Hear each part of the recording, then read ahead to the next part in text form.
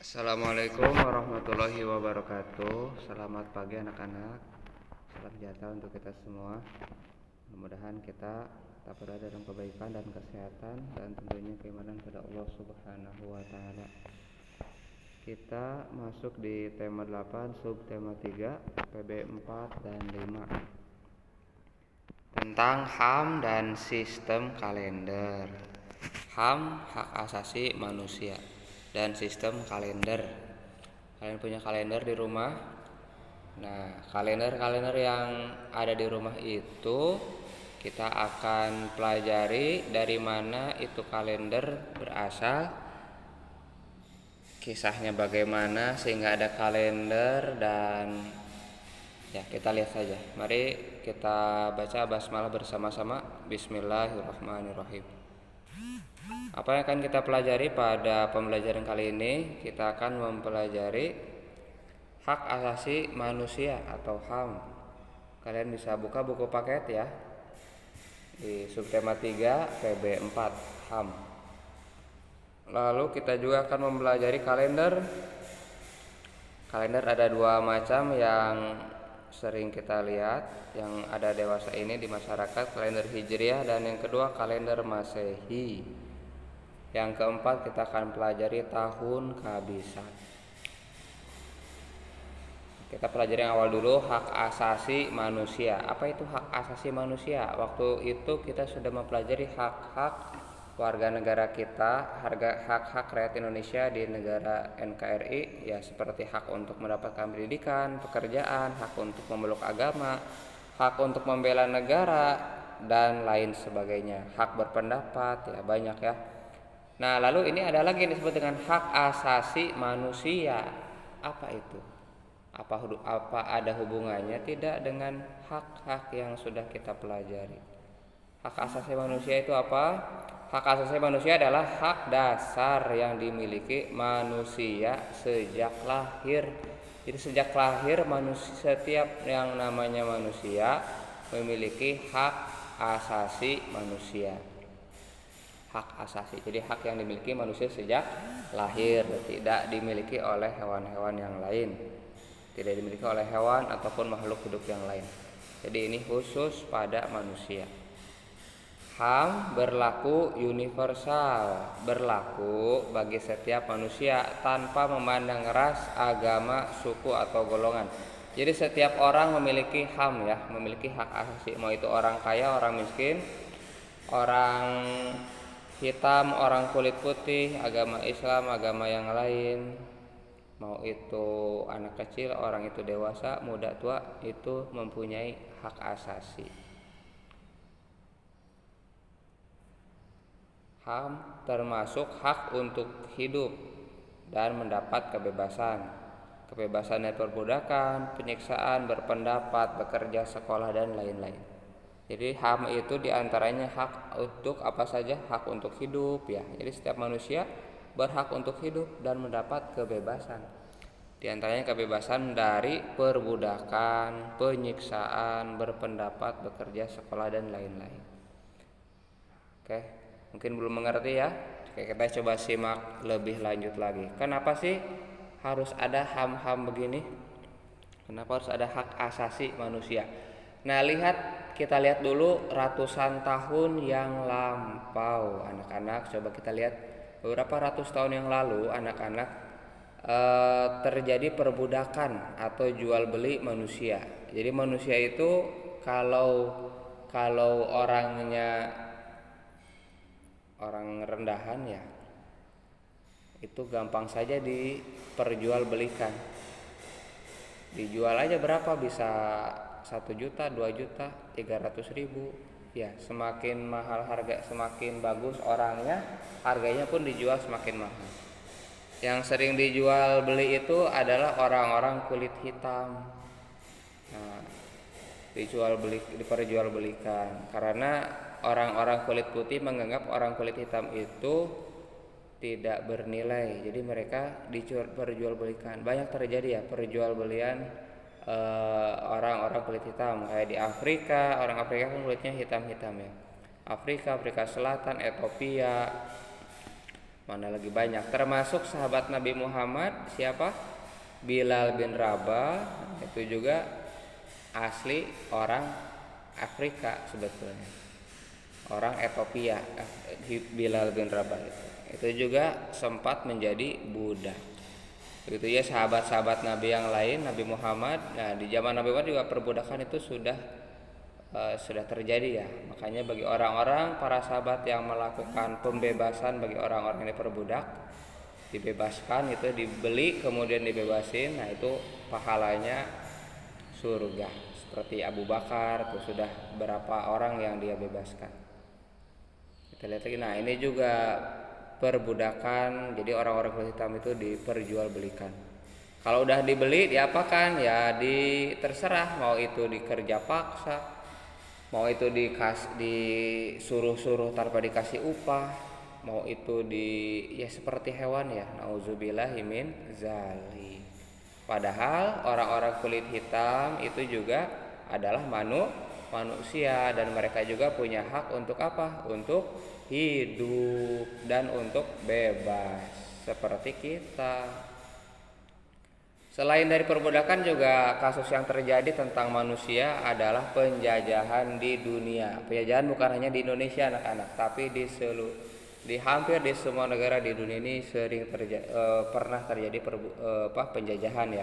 Terutama daerah yang terjajah itu daerah Asia, daerah Afrika. Kalau Eropa mah justru yang menjajah. Afrika, Eropa dan Amerika ya. Orang-orang kulit putih, orang-orang bule justru yang melakukan penjajahan di dunia. Tapi orang-orang Asia, Afrika, nah ini yang sering terjajah. Nah, mereka juga orang-orang Asia, Afrika yang terjajah ini adalah orang-orang yang berhak untuk apa? Untuk hidup, ya kan? Berhak untuk bebas, berhak untuk merdeka. Termasuk juga Palestina yang sekarang masih dijajah oleh Israel. Mereka adalah saudara-saudara kita semuanya. Selain dari perbudakan dan penjajahan juga di dunia ini anak-anak pernah terjadi rasisme. Rasisme itu pemisahan ras. Ada ras yang merasa ras itu apa ya? Golongan yang merasa lebih tinggi daripada golongan yang lain. Contohnya apa? Ya ini istilahnya apartheid. Ini terjadi di Afrika Selatan. Ada wilayah kulit putih, ada wilayah kulit hitam. White area, wilayah kulit putih. Jadi orang kulit hitam tidak boleh masuk. Pada rasisme ini, kalau daerah yang sudah melakukan rasisme berarti orang-orang yang kastanya lebih rendah tidak boleh bercampur baur. Jadi dianggap hina. Jadi orang kulit hitam di Afrika Selatan ini tidak boleh sekolah, tidak boleh apa ya. Jadi orang-orang kulit putih mereka dengan seenaknya menyiksa dan menindas orang-orang kulit hitam. Dan mereka pun gampang saja kalau mau nembak ya tinggal tembak saja, tinggal dor. Dan tidak ada yang melarang. Sayang ya. Nauzubillah min zalik. Padahal orang-orang kulit hitam juga adalah orang-orang seperti kita juga ingin merdeka. Untungnya ada seorang kulit hitam yang terpelajar bernama Nelson Mandela. Nah, ini yang menggaungkan supaya apartheid itu dihapuskan kepada dunia. Akhirnya Afrika Selatan sekarang sudah bebas. Nah, jadi peristiwa-peristiwa ini yang menjadikan perlu adanya deklarasi hak asasi manusia. Kan kita tidak mau terjadi lagi penjajahan ya kan? Kita pun tidak mau terjadi lagi perbudakan. Kalau ada seperti itu kita ya dijajah terus. Nah, pada tanggal 10 November 1984 Perserikatan Bangsa-Bangsa atau PBB menyepakati Deklarasi Universal HAM. Nah, diantaranya apa? 1. Terlahir bebas dan mendapat perlakuan yang sama. Jadi HAM itu 1, setiap manusia terlahir bebas dan mendapat perlakuan yang sama. Setiap orang terlahir bebas ya. Yang kedua, setiap orang memiliki hak tanpa ada diskriminasi, tidak ada perbedaan, pengucilan, pembulian ya, tidak boleh. Juga yang ketiga, hak untuk hidup. Manusia berhak untuk hidup. Yang keempat, hak tanpa perbudakan. Jual beli manusia tidak boleh. Yang kelima, hak beragama. Di UUD 45 juga ada kan? Pasal berapa tuh? Pasal berapa? Silakan ingat-ingat lagi. Hak untuk kebebasan memeluk agama ya. Lalu hak bebas dari penyiksaan. Ketujuh, hak atas pendidikan ya. Pasal berapa hak kita untuk bisa mengenyam pendidikan? Nah, ingat-ingat kembali ya. Nah, ini banyak ya, ada 30 hak asasi manusia. Kalian bisa lihat di buku paket PB4.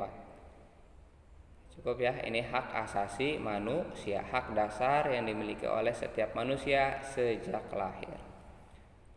Baik, sekarang kita masuk ke sistem kalender ya, atau kita sebut juga sebagai sistem penanggalan. Nah, sebelum masuk ke kalender Hijrah atau Masehi, kita harus tahu dulu bagaimana sih sejarah tentang kalender itu sendiri. Nah, kita harus tahu. Lihat video berikut. Waktu terus berputar dan berulang. Setiap pagi, kita akan selalu melihat matahari yang terbangun dari tidurnya. Setiap minggu, kita akan selalu bertemu dengan sebuah hari yang dianggap banyak orang sebagai hari yang menyebalkan, yaitu hari Senin. Tak bisa dipungkiri memang, kita hidup pada sebuah siklus yang berulang secara terus-menerus, yang mana kita sendiri pun tak tahu siklus tersebut akan berakhir di titik mana. Lalu bagaimanakah awal mula manusia dapat mengetahui bahwa mereka hidup dalam sebuah siklus? Dan bagaimana mereka dapat menciptakan sebuah sistem penanggalan? Maka dari itu, kamu harus tahu. Puluhan ribu tahun yang lalu, tidak ada orang yang tahu bahwa hari ini adalah hari apa, bulan apa, dan tahun berapa. Setiap hari, manusia melakukan kegiatan yang sama seperti berburu dan mencari sesuatu untuk dimakan.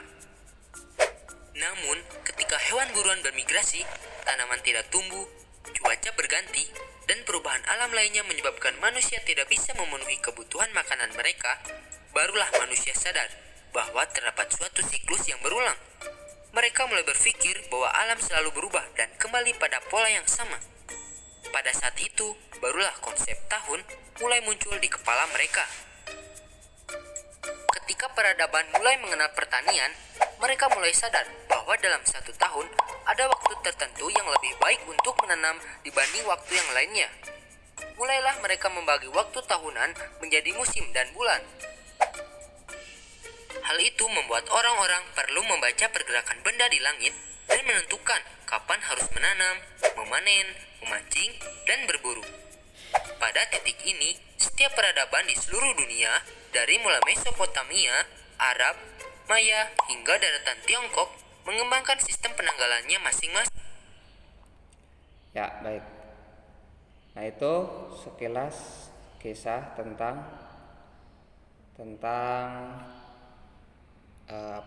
sejarah penanggalan ya. Jadi dulu orang-orang itu tidak tahu ini hari apa, hari bulan apa, nggak ada. Pokoknya mereka itu mencari makan aja, berburu aja, nyari makan di kebun, nyari makan di hutan, gitu. Cuman ada masanya mereka itu tiba-tiba musim salju, tiba-tiba musim hujan, tiba-tiba musim kemarau. Tapi itu terus berulang. Jadi habis musim ini ganti lagi, kembali lagi. Nah, akhirnya mereka terpikir untuk membuat sistem penanggalan. Jadi kapan mereka bisa bercocok tanam, kapan mereka tahu bahwasanya si hewan-hewan itu bermigrasi, kapan mereka kembali lagi. Jadi ada siklus. Karena itu orang-orang pintar di zaman dahulu ya belum ada sekolah ya. Orang-orang jenius di zaman dulu mereka membuat sistem penanggalan supaya mereka tetap bisa selamat di alam liar gitu.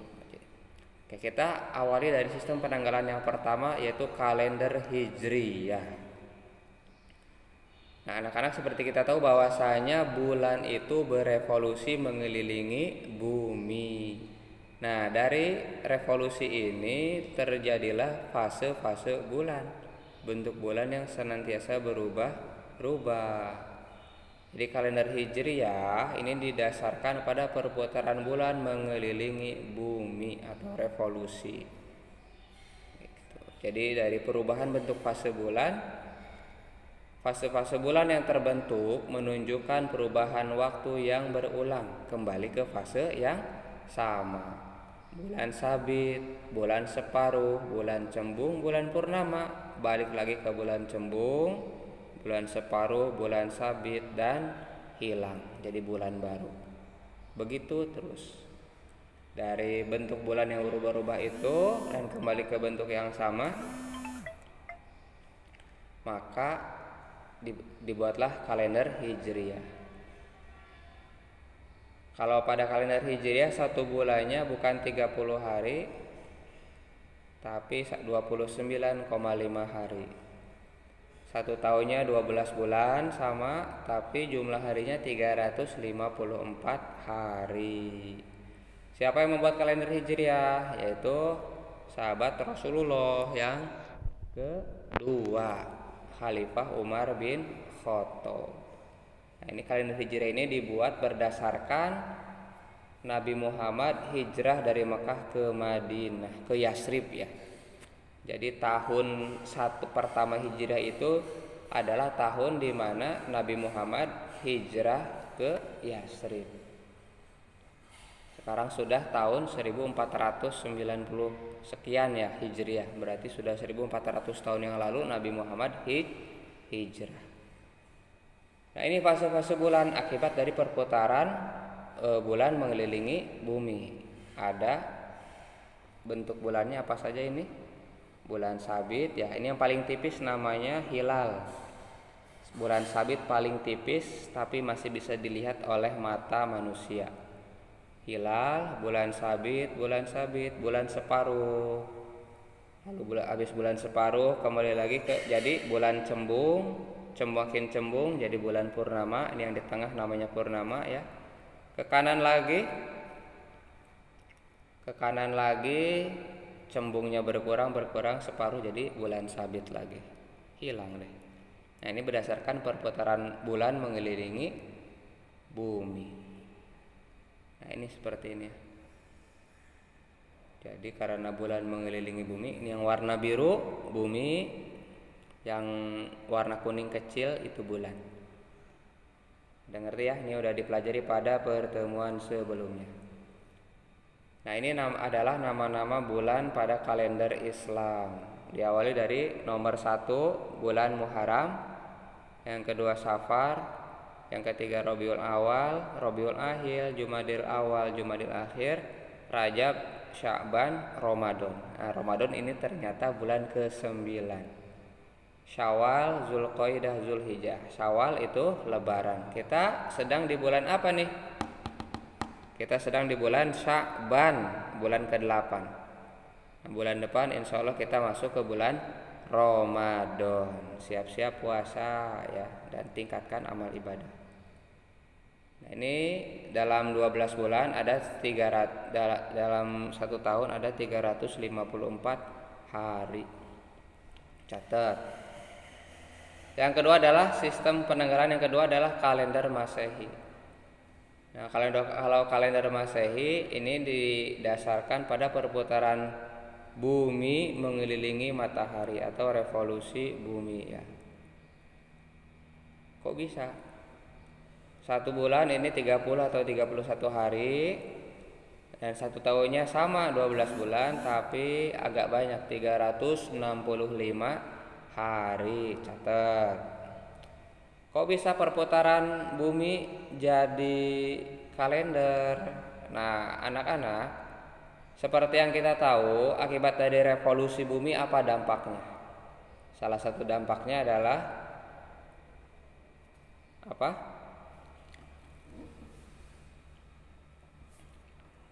Gerak semu tahunan matahari. Apa itu sih gerak semu tahunan itu? Gerak semu tahunan itu jadi perubahan matahari ketika Ya paling gampang kan dia terbit ya. Nah, kita lihat matahari terbitnya ada di antara gunung itu. Bulan Februari, tapi bulan Maret bisa jadi bukan di situ terbitnya anak-anak. Ada di gunung sebelahnya.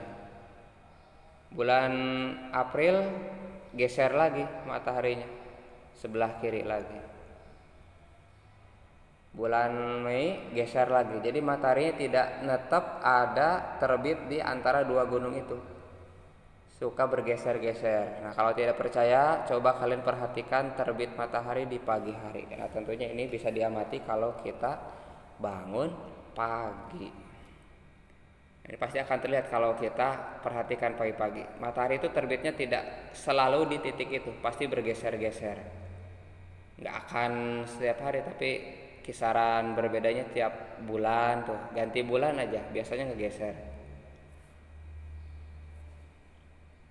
Nah, ini salah satu pergerakan matahari, ya ini gerak semu yang seolah-olah matahari itu bergerak, tapi sebetulnya yang bergerak itu adalah bumi ya. Ini namanya gerak semu yang hanya bisa diamati di luar negeri ya, seperti ini. Mataharinya bergerak seperti angka 8. Nah, dari pergerakan matahari itu maka dituangkan dalam sebuah kalender namanya kalender Masehi. Ini yang kita pakai di rumah. Januari, Februari, Maret, April, Mei, Juni, Juli, Agustus, September, Oktober, November, Desember.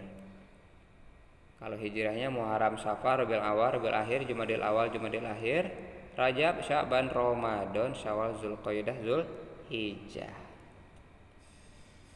Nah, ini adalah kalender yang ada di rumah. Angka 1, 2, 3, 4, 5 ini kalender bulan April ya. Kalau hijriahnya mana? Ini digabung. Hijriahnya itu yang angkanya kecil-kecil. 7 pahing, 8 pon, 9 wage, 10 kliwon, 11 legi. Nah, itu kalender Islam, kalender Hijriah. Kok pakai bahasa Jawa? Iya, orang kalau almanak Jawa pakai kalender Islam. Di atasnya bulan April untuk Masehi. Nah, sebelahnya yang Sya'ban, Ramadan itu kalender Hijriahnya. Dari sini kita bisa melihat kapan momen-momen seperti puasa kapan, ya Idul Fitri kapan gitu. Nah, yang terakhir kita akan belajar tentang tahun kabisat. Apa sih tahun kabisat itu? Ini tahun yang terjadi setiap 4 tahun sekali anak-anak. Cirinya apa tahun kabisat itu? Cirinya bulan Februari yang biasanya berjumlah 28 berubah jadi 29. Nah, ada 29 hari. Nah, sekarang kalian coba lihat kalender yang tahun ini, tahun 2021. Berapa jumlah Februarinya? Pasti 28. Kapan 29-nya? Kita simak lagi. Tahun kabisat ini karena nambah 1 hari, jadi 1 tahunnya 366 hari. Terjadi pada tahun yang bisa dibagi 4. Contohnya apa? Tahun 2020. Tahun kemarin tuh, coba kalian lihat kalendernya. Tahun 2020 kalendernya pasti Februarinya 29. Lalu 2016, 2012, 2008. Coba kalian bagi tahun-tahun ini dengan angka 4, pasti bisa dibagi 4. Kalau 2021 bagi 4 ya pasti koma. 2002 nanti koma, 2003 koma juga. Kalau 2024 gimana? Kabisat bukan? Coba kalian cari. Oke, sekian. Assalamualaikum warahmatullahi wabarakatuh.